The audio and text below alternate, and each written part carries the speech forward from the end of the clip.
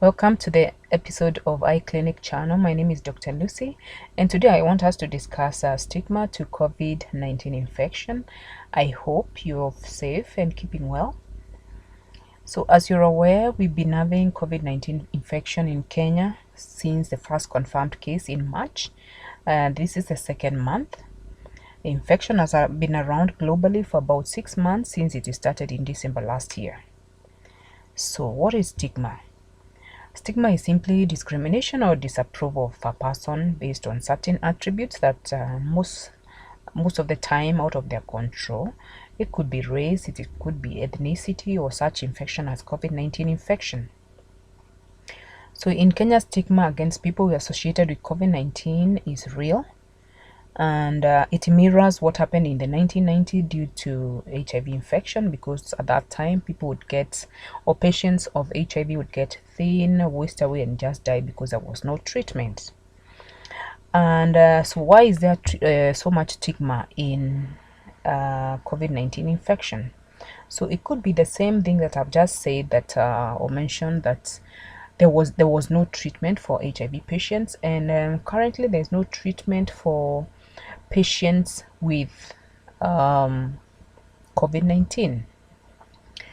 And the other thing is that in Kenya there's a lot of stigma because of the quarantine and isolation and just being away from the family. So people are even shying away from being even tested because of, if you're found to be positive, you may be taken for quarantine and for isolation and treatment. So stigma to COVID-19 has led to so many other effects, including just loneliness, because people avoid or reject people who have been associated with COVID-19. It could be maybe people are taking care of these sorts of patients and not necessarily infected.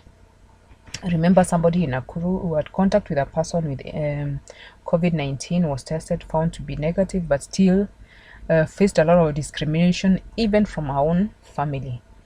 So stigma is real.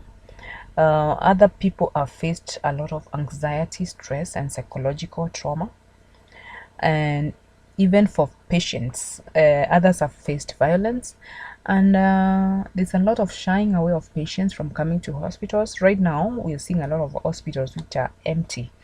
Patients of HIV, TB, diabetes, or even maybe cancer, who require reviews and even medications and directions from the doctors, are not coming to hospitals. The people have moved away from the hospitals. Patients are not coming to the hospitals. So now we need to reduce the stigma, because this is affecting us much more than we thought. So what can we do to reduce this stigma? So one of the things we can do is really get the facts about the disease and then share it to everybody.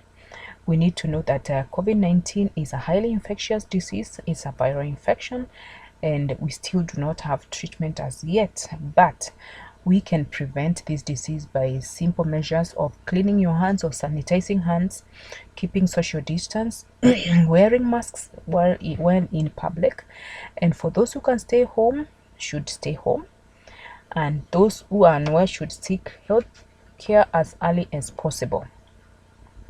We should also remember that not every cough or a fever is COVID-19 infection. So let us learn to share the correct information to all those around us. So thank you so much for listening, and I hope I have shed some light about stigma on COVID-19 infection, so that moving forward we can reduce this stigma. So goodbye and keep safe.